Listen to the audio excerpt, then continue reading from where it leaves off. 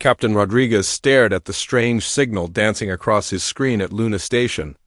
The transmission had come from deep space, somewhere in the direction of the Centauri system.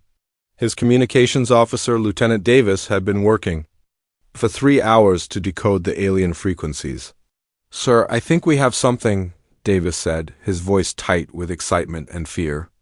"The translation matrix is starting to work?" "It's definitely not human." Rodriguez leaned forward in his command chair. Humanity had been searching for alien life for decades, but this was their first real contact. The signal was weak but persistent, repeating the same pattern over and over again. "Put it through the speakers," Rodriguez ordered. Static filled the bridge, then slowly cleared into something that sounded almost like speech. The words were alien, but the computer's translation software began producing English subtitles on the main screen. "To any who can hear this transmission, we are the Altani of the Centauri worlds. We face extinction at the hands of the Dominion Empire. Our people are dying, our cities burn. We have no weapons, no military, no way to defend ourselves. We offer our knowledge of faster-than-light travel, energy manipulation, and biological enhancement to any species willing to help us survive." The message continued, showing images that made Rodriguez's stomach turn. Massive alien warships bombarded peaceful cities. Tall, graceful beings with silver skin and large eyes fled in terror as armored soldiers hunted them through burning streets. Children cried over the bodies of their parents. "Dear God," whispered Lieutenant Davis. The transmission showed more details about the Dominion Empire. They were conquerors who swept through the galaxy, enslaving some species and destroying others. The Altani were scholars and artists, a peaceful race that had never developed weapons of war. They had been hiding in their star system for months, but the Dominion had found them. "Sir, we need to contact Earth Command immediately," Davis said. Rodriguez nodded and opened a channel to Earth. Admiral Thompson appeared on screen within minutes, his weathered face grim as he listened to the report. "Play the transmission," Thompson ordered. The Admiral watched in silence as the alien message played out. The images of destruction were clear enough that no translation was needed. When it finished, Thompson was quiet for a long moment. "How long do they have?" he finally asked. "According to the transmission, maybe weeks." "The Dominion is systematically destroying their outer colonies and moving toward their homeworlds," Rodriguez replied. Thompson rubbed his forehead. "We've barely figured out interstellar travel ourselves. Our longest mission was to Proxima Centauri, and that nearly killed half the crew. Now we're supposed to fight a galactic empire?" "The Altani are offering advanced technology in exchange for help," Rodriguez pointed out. "Their knowledge could advance our science by centuries. If we live long enough to use it," Thompson muttered. "I need to take this to the Council. Keep monitoring that signal. If their situation changes, I want to know immediately." The transmission from Luna Station reached the Earth Defense Council within hours. The emergency session brought together leaders from every major nation. President Chun of the Asian Federation, Prime Minister Williams of the European Union, and Director Martinez of the American states all gathered in the secure chamber beneath Geneva. The debate was intense. Some argued that humanity had no business interfering in alien conflicts. Others worried that helping the Altani would bring the Dominion's attention to Earth. The images from the transmission played on screens around the room, showing the systematic destruction of an entire civilization. "We don't even know if we can trust them," argued Counselor Roberts. "This could be a trap. Maybe the Dominion is testing us." "Look at those images," replied Counselor Singh, pointing at the screen. "Those are refugees, not soldiers. Children are dying while we debate." President Chun studied the technical data the Altani had included with their plea. "Their technology is genuine. The equations check out.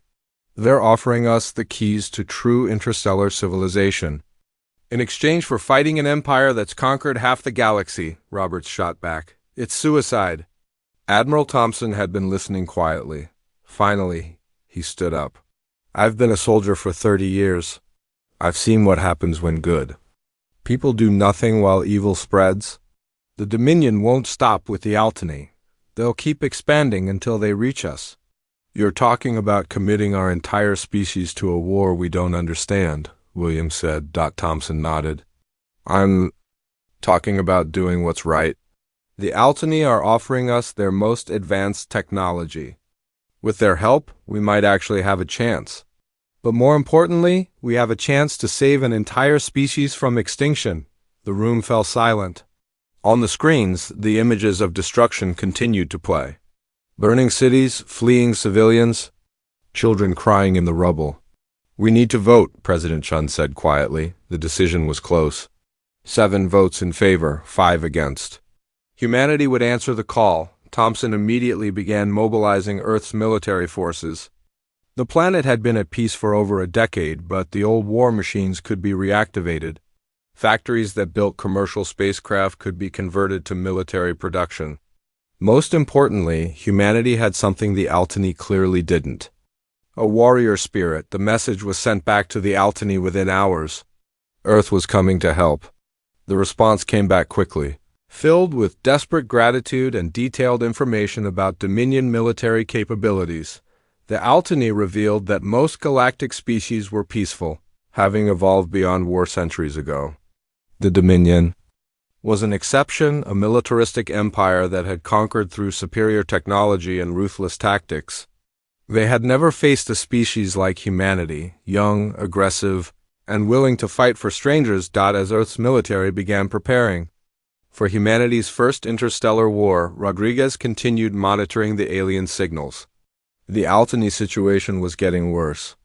3 of their outer colonies had been completely destroyed. The Dominion fleet was moving toward the main homeworld. Sir, Davis said, we're getting new transmissions. The Altani are sending us everything they have: star charts, weapon specifications, tactical analysis of Dominion forces. Rodriguez watched the data streaming across his screens. The Altani were sharing the accumulated knowledge of their entire civilization. They were placing their complete trust in a species they had never met, hoping that humanity would prove worthy of their faith. Lieutenant, send a message to Admiral Thompson. Tell him the Altani are transmitting their complete technical database. Also tell him we need to move fast. The Dominion is accelerating their attack schedule. As the data continued to pour in, Rodriguez realized that humanity was about to change forever. They were no longer alone in the universe, and they were about to fight for the survival of another species. The call had gone out, and humanity was preparing to answer with overwhelming force. Dr. Williams had not slept in 3 days. The Altani technical data covered her laboratory walls in Denver. Equations and diagrams that represented centuries of alien scientific advancement. Her team worked around the clock, trying to understand technology that seemed almost magical. The power source is incredible, she told General Martinez during their daily briefing. They can generate more energy from a device the size of a basketball than our largest fusion reactors. If we can figure out how to build these, we can power weapons that could actually hurt the Dominion. Martinez studied the alien blueprints. How long do you need? Normally, it would take decades. But the Altani included complete manufacturing instructions. They really want us to succeed. Williams pointed to a complex diagram. We can adapt their technology to our existing systems. It won't be as elegant as their original designs, but it will work. Across the planet, similar scenes played out in laboratories and factories. The Altani data contained everything humanity needed to leap forward in technology. Faster than light drives, energy shields, advanced materials, and weapon systems that could compete with Dominion military hardware. In the massive shipyards above Earth, construction crews worked in shifts around the clock. The civilian space program was completely converted to military production. Cargo ships became troop transports. Mining vessels were fitted with weapons and armor. Even luxury cruise liners were transformed into military support ships. Admiral Thompson watched the construction from his command center. The Earth Defense Force had grown from a small peacekeeping organization to a full military machine in just weeks. The speed of mobilization impressed even him. Status report, he ordered. Commander Brown, his chief of staff, consulted her tablet. We have 47 ships ready for combat, with another 30 in final stages of construction. The Altany. Shield generators are being installed on all vessels. Weapon systems are operational, though we still need more testing. Thompson nodded. What about ground forces? General Martinez reports that the 1st Interstellar Division is ready for deployment. 20,000 troops, fully equipped with adapted Altany technology. They've been training for combat in alien environments. The training had been intense. Private Lewis remembered his first day in the new combat suits. The Altany had provided designs for personal armor that could protect against energy weapons and allow soldiers to fight in space or on hostile planets. Lewis and his squad practiced boarding actions on mock-up ships. The Altany warned that Dominion soldiers were larger and stronger than humans, but they fought in rigid formations and relied on superior firepower. Human tactics would need to be different, faster, more flexible, and more aggressive. Remember, Sergeant Torres told them during training, we're not just fighting for Earth, we're fighting for an entire species that has no one else to turn to. The Altany are counting on us to do what they cannot do themselves. The cultural exchange was remarkable. Keth, the elderly Altany scholar who served as liaison with Earth, was amazed by human military efficiency. His people had spent centuries studying art, philosophy, and science. The concept of organized warfare was completely foreign to them. Your species adapts so quickly, Keth observed during a meeting with Thompson. Most civilizations take generations to implement new technologies. You have done it in weeks. Thompson smiled grimly. We've had a lot of practice at war. It's one of the few things we're really good at. Keth's large eyes showed confusion. But war is destruction. How can you be good at something so terrible? Because sometimes terrible things are necessary, Thompson replied. The Dominion understands only force. We're going to speak their language. The Altany provided detailed intelligence about their enemies. The Dominion Empire had conquered hundreds of star systems over the past millennium. Their military was built around massive dreadnought warships that could destroy entire planets. They had never faced serious resistance because most species surrendered rather than see their worlds burned. The Dominion believes that superior technology always wins, Keth explained. They have never encountered a species that fights beyond logical limits. They calculate odds and expect enemies to surrender when defeat seems certain. They're about to learn something new about humans, Thompson said. The production facilities worked miracles. Factories that had built consumer electronics now produced combat computers. Automotive plants assembled military vehicles designed for alien worlds. Even food processing plants were converted to manufacture emergency rations for the coming campaign. The most impressive achievement was the rapid construction of the fleet. Human engineers took Altany designs and adapted them to human manufacturing techniques. The result was a hybrid technology that combined alien science with human military doctrine. Captain Rodriguez, now commanding the new cruiser Resilience, marveled at the changes. His ship incorporated Altany shield generators and energy weapons, with human armor and defensive systems. The bridge was designed for human operators but incorporated alien sensor technology that could detect enemies across entire star systems. All systems are operational, his engineering officer reported. The Altany power core is running at optimal efficiency. We have enough energy to run shields and weapons at full power for extended periods. The crew training was just as intensive as the technical preparation. Human officers learned to operate in three-dimensional space combat. They studied Dominion tactics and developed countermeasures. Most importantly, they learned to think like predators rather than defenders. The psychological preparation was crucial. Earth's military had been peacekeepers for a generation. Now they were preparing to become conquerors. The change required a fundamental shift in thinking. We're not going to fight a defensive war, Thompson told his senior officers.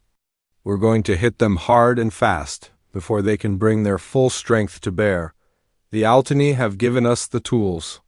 Now we need to use them with human cunning. The final preparations took place in the orbital shipyards. The human fleet, assembled for its first interstellar mission, 47 warships, from massive battleships to fast attack cruisers, prepared for departure. Each ship carried weapons that could crack open, Dominion armor and shields that could deflect their energy beams. The troops were ready. The 1st Interstellar Division boarded their transports, knowing they were about to fight an enemy that had never been defeated.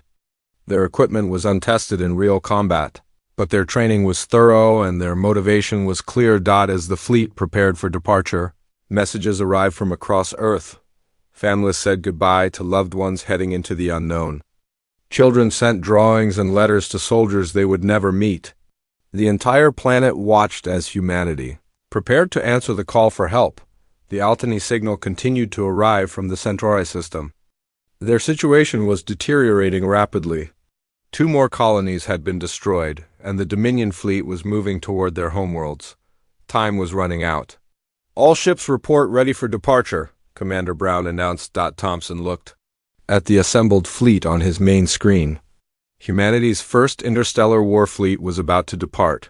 They were heading into the unknown to fight an enemy that had conquered half the galaxy. The odds were terrible, but the cause was just. "Signal the fleet," Thompson ordered. "All ships prepare for jump to hyperspace. Destination, Centauri system. Mission, save the Altany and show the Dominion what humans are capable of." The ships engaged their faster-than-light drives, technology that had been a dream just months before. The human fleet disappeared into hyperspace, heading toward a war that would determine the fate of entire civilizations. The human fleet dropped out of hyperspace at the edge of the Centauri system to find hell waiting for them. Massive Dominion warships surrounded the 3rd planet, their weapons hammering the surface with continuous bombardment. Even from millions of miles away, the glow of burning cities was visible against the planet's dark side. Admiral Thompson studied the tactical display from the bridge of his flagship, the battleship Defiance. The Dominion fleet was enormous, 12 dreadnought-class vessels, each one 3 times the size of his largest ship. Dozens of smaller cruisers and destroyers formed a protective screen around the giants. "My God," whispered Commander Brown. "There are so many of them." Thompson's jaw tightened. "Signal the fleet, all ships advance to combat formation. We're going to hit them before they know we're here." The human fleet moved forward, their Altany-enhanced sensors scanning the enemy. Formation. The Dominion ships were massive but slow, built for overwhelming firepower rather than maneuverability. Their attention was focused on the planet below, where the last Altany cities were dying under orbital bombardment. Captain Rodriguez aboard the Resilience felt his stomach knot as he watched the destruction. Somewhere down there, millions of innocent beings were dying while the humans prepared for their first space battle. The weight of responsibility was crushing. "All weapons charged and ready," his tactical officer reported. "Shields at maximum power." The Dominion fleet detected the humans when they were still an hour away from weapons range. The massive alien vessels slowly turned to face the new threat, their movements deliberate and confident. They had faced challengers before, and they had always won. War leader Thane commanded the Dominion fleet from his flagship, the Dominator. He was a veteran of a dozen conquest campaigns, and the sight of the small human fleet amused him. The aliens had strange-looking ships, but they were outnumbered 10 to 1. "Scanning the enemy vessels," his tactical officer reported. "Unknown configuration, but they appear to be using modified Altany technology. Power levels are surprisingly high for ships of their size." Thane studied the approaching humans. "They cannot seriously intend to fight us. Signal them to surrender, or we will destroy them." The surrender demand reached Admiral Thompson a few minutes later. The translation was perfect, delivered in cold, mechanical tones that showed no emotion. "Human vessels, you are trespassing in Dominion territory. Surrender immediately or face destruction. This is your only warning." Thompson opened a channel to the entire human fleet.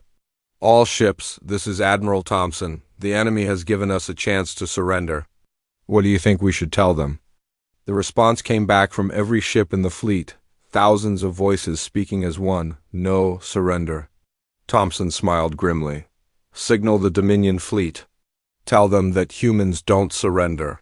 Tell them we're here to stop them, and we're going to send them home in pieces."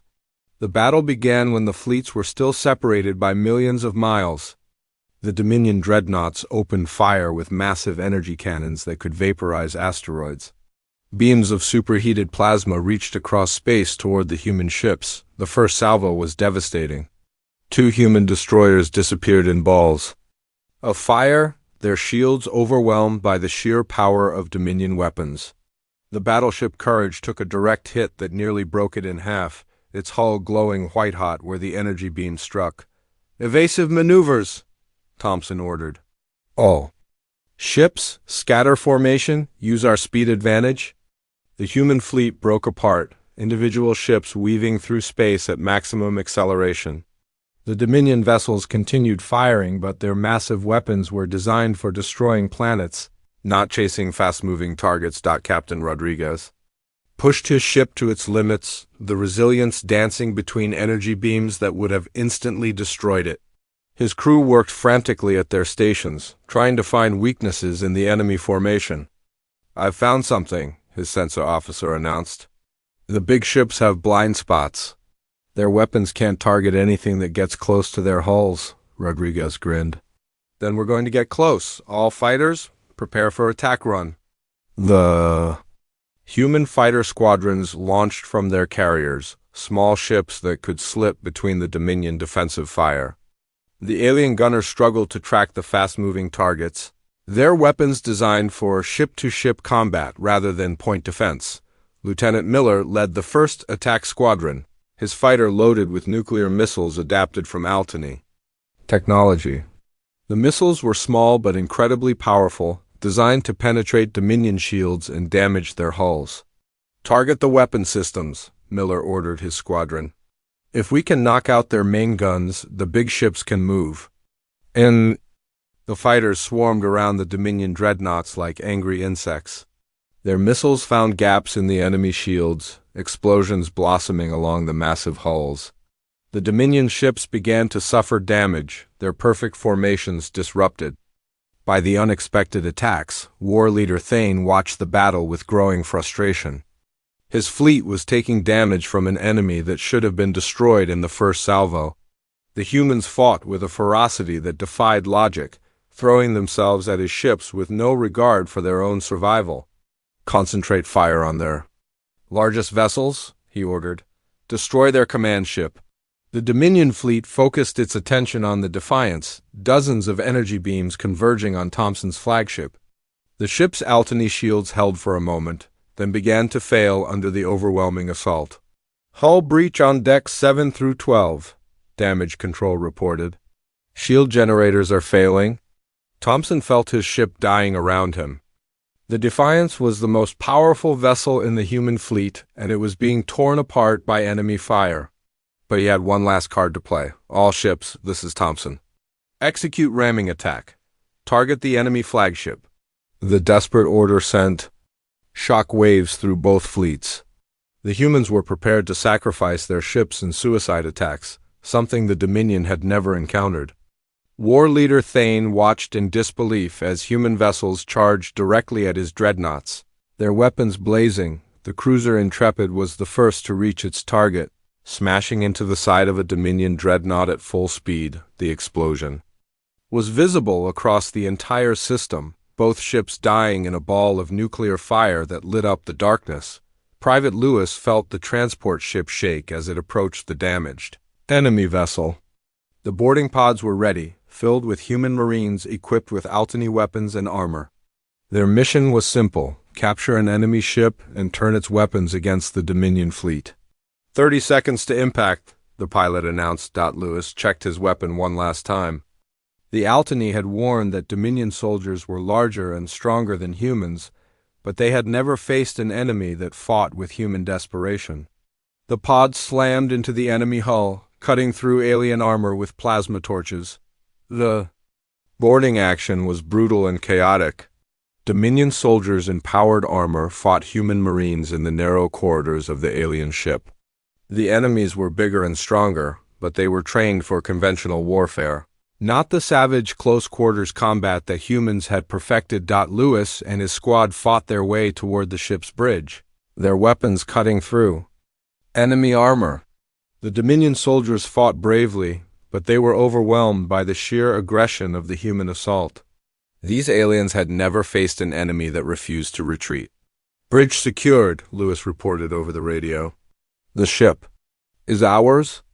The captured dreadnought's weapons turned on the Dominion fleet, its massive cannons firing at point-blank range into the enemy formation. The surprise attack caused chaos among the alien ships, their perfect coordination disrupted by the unexpected. Betrayal. Admiral Thompson watched the battle turn in humanity's favor. The Dominion fleet was powerful, but they were not prepared for an enemy that fought beyond all reason. Human ships that should have retreated pressed their attacks. Crews that should have surrendered fought to the death. "Signal the fleet," Thompson ordered. "All ships, concentrate fire on the enemy flagship. Let's show them what happens when you threaten innocent people." The human fleet converged on the Dominator, their weapons hammering the massive vessel from every angle.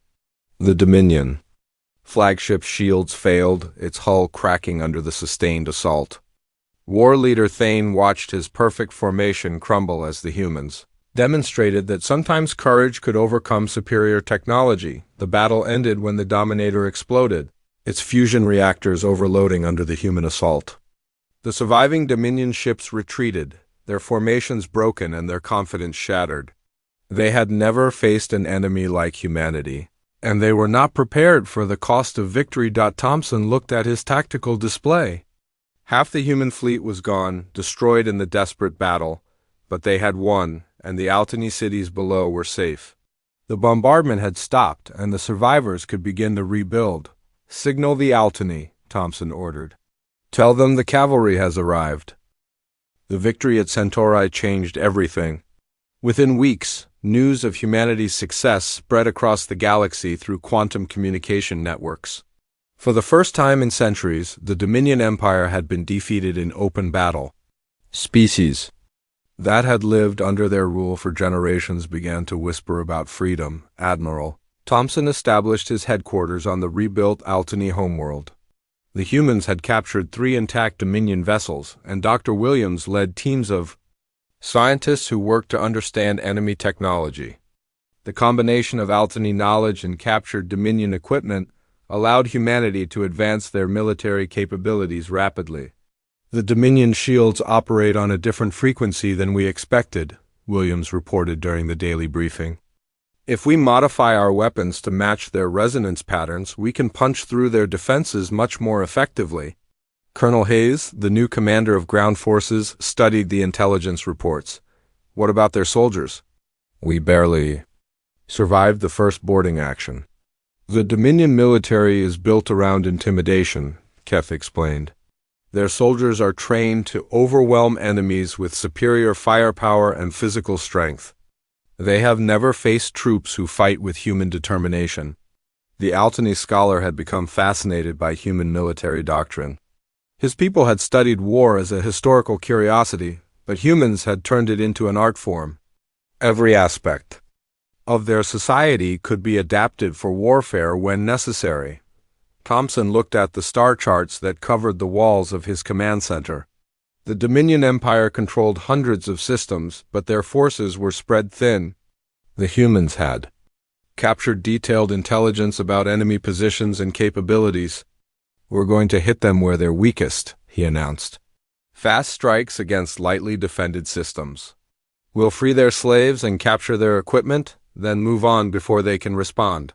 The first Liberation campaign targeted the Kilo system, where the Dominion had enslaved a species of skilled engineers. The human fleet arrived to find only a small garrison guarding the planet.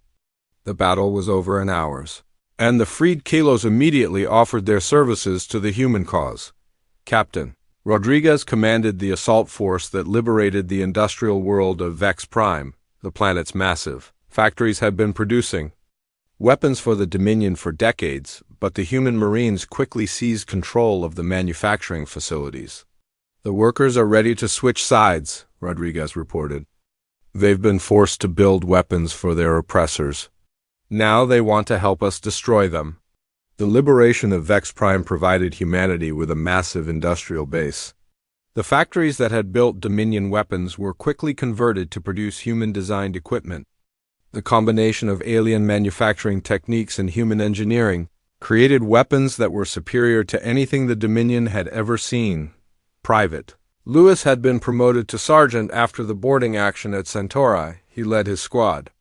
In the ground assault on the fortress world of Crex Prime, where the Dominion had built their regional command center, the planet's surface was covered with fortifications and defensive systems. Massive energy cannons protected the approach routes, while underground bunkers housed thousands of enemy troops. The Dominion had never lost a fortress world, and they intended to make the humans pay dearly for their victory. Remember your training, Lewis told his squad as their dropship approached the planet. The Dominion thinks they're fighting the same kind of war they've always fought. They're about to learn that humans don't follow the rules. The assault began with a massive orbital bombardment. Human warships targeted the surface fortifications with captured Dominion weapons, their enhanced firepower cracking open defensive positions that had been considered impregnable. The enemy returned fire, but their weapons were designed to fight. Other aliens, not humans who had studied their weaknesses, the ground assault was unlike anything the Dominion had experienced. Human Marines used jetpacks and individual shields to leap over defensive walls. They fought in small teams that could adapt to changing conditions, rather than the rigid formations that other species used. Lewis and his squad infiltrated the main command bunker through a ventilation system. The Dominion had not considered that enemies might attack from unexpected directions. Their defenses were designed to stop frontal assaults, not human creativity. Target the command center, Lewis ordered as his team moved through the underground complex. If we can take out their communications, the whole defense will collapse. The battle for the command center was fierce but brief. Dominion officers fought with desperate courage, but they were not prepared for human tactics. Lewis's team used smoke grenades and holographic decoys to confuse the enemy, then struck from multiple directions simultaneously. Command center secured, Lewis reported. The fortress is ours. The fall of Crex Prime sent shockwaves through the Dominion Empire. Their fortress worlds were supposed to be invulnerable, but the humans had taken one in a matter of hours. The victory demonstrated that no Dominion position was safe from human attack. Engineer First Class Brown had been working on weapon modifications since the first battle. Her team had developed new ammunition that could penetrate Dominion armor and targeting systems that could track their fast-moving ships. The improvements were being installed on every human vessel. The new plasma rounds are incredibly effective, Brown reported. They burn through Dominion shields like paper. We can punch holes in their dreadnoughts with weapons that used to barely scratch their hulls. The technological improvements were matched by tactical innovations. Human commanders had learned to use their ship's speed and maneuverability to avoid enemy fire while closing to effective range. They fought like wolves, attacking in coordinated packs that could overwhelm even superior forces. The Dominion response was predictable but ineffective. They sent their elite forces, the Crimson Legion, to crush the human rebellion.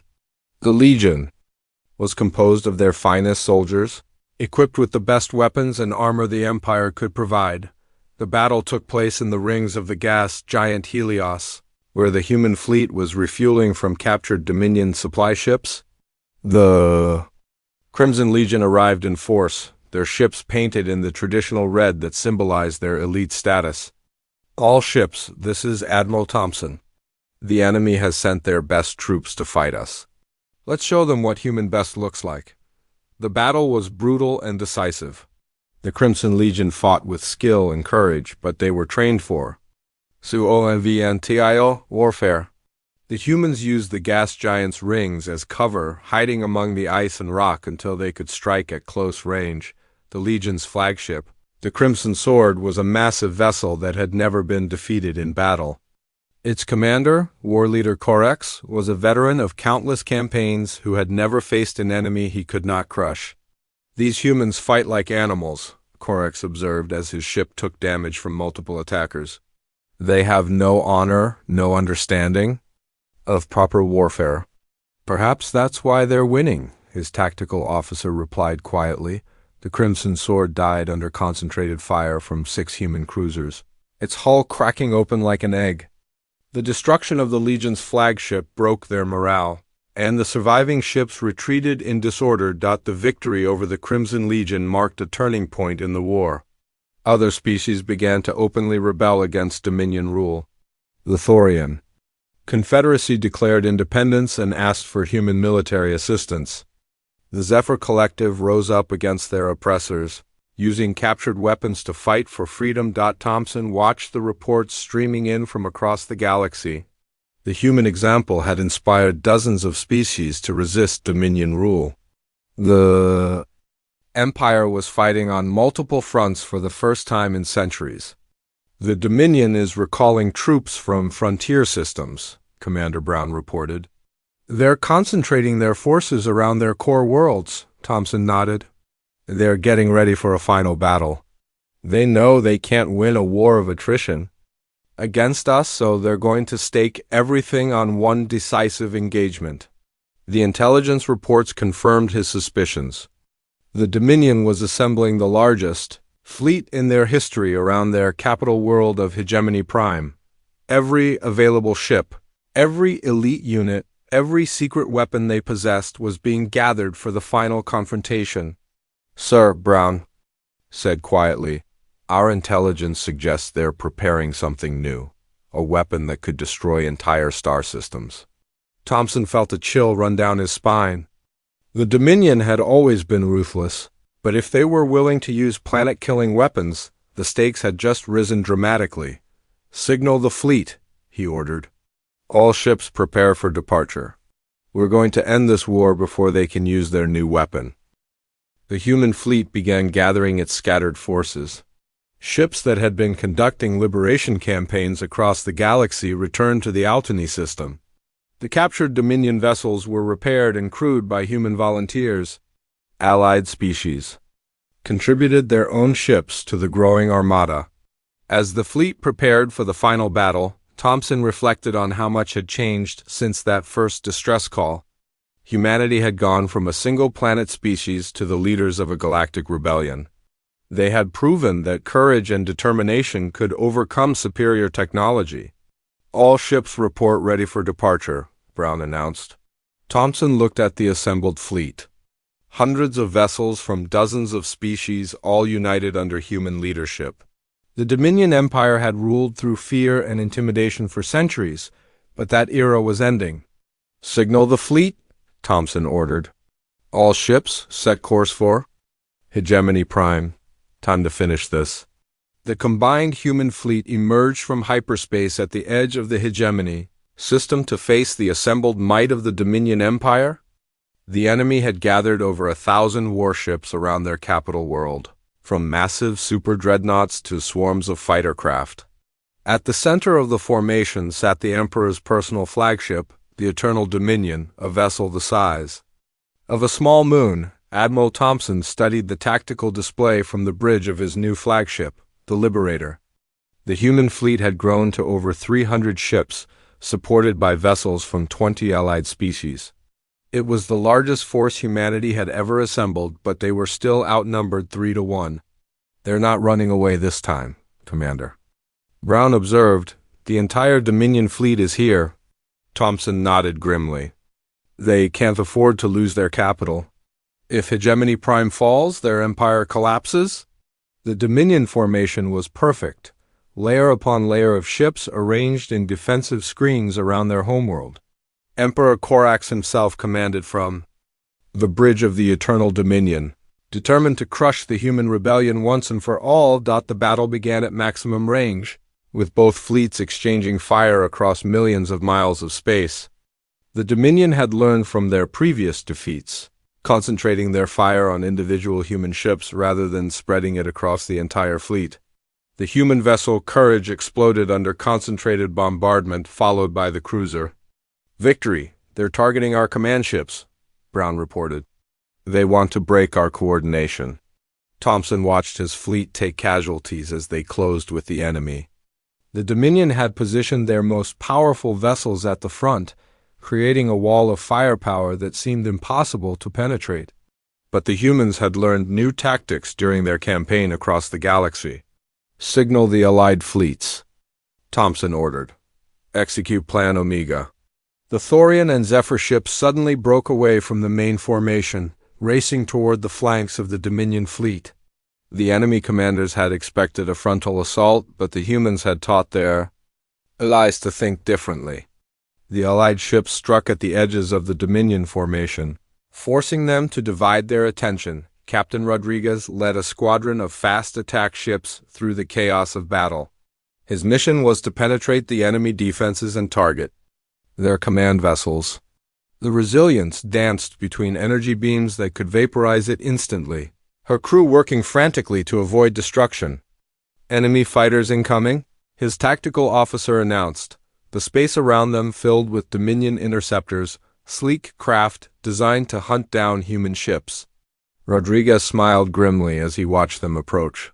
The enemy pilots were skilled, but they had never faced human fighter tactics. Lieutenant Miller led the human fighter response, his squadron using techniques developed during months of combat.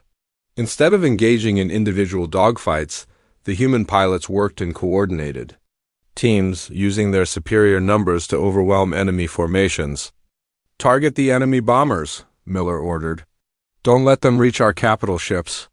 The fighter battle raged across the entire system, thousands of small craft engaged in deadly combat. The humans had learned to use their ships' maneuverability to avoid enemy fire while closing to effective range. They fought like their ancient ancestors had fought in atmospheric aircraft, using speed and cunning to overcome superior firepower. The main battle continued to rage around Hijgemony Prime. The Dominion fleet was taking heavy casualties, but they were inflicting terrible damage on the human forces. Thompson watched ship after ship disappear from his tactical display, each loss representing hundreds of brave souls who had answered the call to fight. "Sir, we're receiving a transmission from the Altany fleet," Brown reported. Keth appeared on the main screen, his normally calm demeanor replaced by urgent concern. "Admiral Thompson, our sensors have detected a massive energy buildup on the planet's surface. The Dominion is preparing to activate a weapon of unprecedented power." Thompson felt his blood run cold. Intelligence reports had suggested the Dominion possessed planet-killing weapons, but he had hoped they would not be desperate enough to use them near their own capital. "What kind of weapon?" he asked. "Our analysis suggests it can destroy entire star systems," Keth replied. "If they activate it, everything within light years will be consumed. They would rather destroy themselves than surrender." The tactical situation suddenly became clear. The Dominion was not fighting to win. They were fighting to ensure that no one could claim victory. Emperor Corax was prepared to destroy his own empire rather than see it fall to human leadership. "How long do we have?" Thompson demanded. "Perhaps 30 minutes before the weapon reaches full charge," Keth answered. "Once activated, there will be no way to stop it." Thompson made the hardest decision of his military career. "All ships, this is Admiral Thompson. The enemy is preparing to activate a doomsday weapon. We have one chance to stop them, but it will require the ultimate sacrifice." He opened a channel to Dr. Williams, who was aboard the research vessel Discovery. "Doctor, is the prototype ready?" Williams appeared on screen, her face pale but determined. "The Altany weapon is untested, but our calculations suggest it will work. However, the delivery system will not survive the activation." The prototype was humanity's secret weapon, developed from captured Dominion technology and Altany scientific knowledge. It could turn the enemy's own power against them, creating a chain reaction that would destroy their entire fleet. But it required close-range deployment, which meant certain death for whoever delivered it. "I'll take it," Thompson said quietly. "Sir, you can't," Brown protested. "The fleet needs you." Thompson shook his head. "The fleet needs to survive. That's more important than any one person, even me." He transferred command to Captain Rodriguez and prepared to board the prototype ship.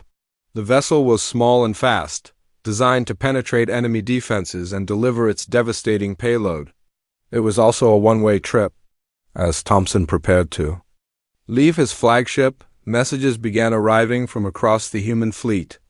Captains volunteered to take his place. Crews offered to accompany him on the suicide mission. The response was overwhelming, but Thompson had made his decision. "This is what we came here to do," he told his officers. "We answered the call when the Altany needed help, and now we're going to finish the job." The prototype ship launched from the Liberator, racing toward the heart of the Dominion formation. Thompson flew alone, his course taking him through the deadliest concentration of firepower in the galaxy. Enemy ships targeted him immediately, recognizing the threat he represented. The Eternal Dominion turned its massive weapons toward the small human ship. Emperor Corax had realized what Thompson was attempting, and he was determined to stop him. The space around the prototype filled with energy beams and missile explosions. Thompson's ship took hit after hit, its shields failing and hull cracking under the assault. But he pressed forward, driven by the knowledge that millions of lives depended on his success. The weapon in his cargo bay represented humanity's last hope. "This is Admiral Thompson to all human forces," he broadcast on all frequencies. "It has been an honor to serve with you. Tell Earth that we kept our promise. We answered the call." The prototype ship reached the center of the Dominion formation, and Thompson activated the Altany weapon. The device reached into the quantum structure of space itself, turning the Dominion ship's own power sources against them. The effect spread like wildfire, fusion reactors overloading in a chain reaction that consumed the entire enemy fleet. The explosion was visible from neighboring star systems. The Eternal Dominion died in a ball of nuclear fire, taking Emperor Corax and his dreams of eternal conquest with it. The surviving Dominion ships, their command structure destroyed and their emperor dead, surrendered without firing another shot. Captain Rodriguez, now Admiral Rodriguez, accepted the Dominion surrender from the bridge of the Liberator. The war was over, but the cost had been enormous. Half the human fleet was gone, and the galaxy's greatest hero would not be coming home. The aftermath of the battle transformed the known galaxy. The Dominion Empire collapsed, its conquered worlds declaring independence.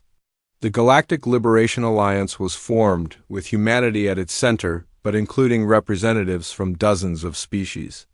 The Altany, finally free to pursue their studies in peace, worked alongside human scientists to heal the wounds of war. New technologies emerged that could restore damaged worlds and help displaced populations rebuild their lives. A memorial was built in orbit around Hijgemony Prime, honoring all those who had died in the fight for freedom. At its center was a simple plaque bearing Admiral Thompson's final message: "We answered the call." Years later, Captain Rodriguez, now an old man serving as the Alliance's first human president, stood before the memorial with his granddaughter. She was young and curious, born into a galaxy where humans and aliens lived together in peace. "Grandfather," she asked, "why did they fight so hard? Why didn't they just let someone else handle it?" Rodriguez smiled, remembering the words that Admiral Thompson had spoken so long ago. "Because when good people cry for help, humans don't walk away. We answer the call, no matter what it costs us." The memorial's eternal flame burned bright against the darkness of space, a reminder that courage and determination could overcome any obstacle. Humanity had answered when the call went out, and they had brought power enough to free an entire galaxy. In the distance, new ships launched from the Alliance shipyards, carrying human crews and alien allies to explore the furthest reaches of space. They went in peace now, but they carried the same spirit that had once answered a desperate cry for help from the depths of space. The galaxy was free, and humanity had kept its promise.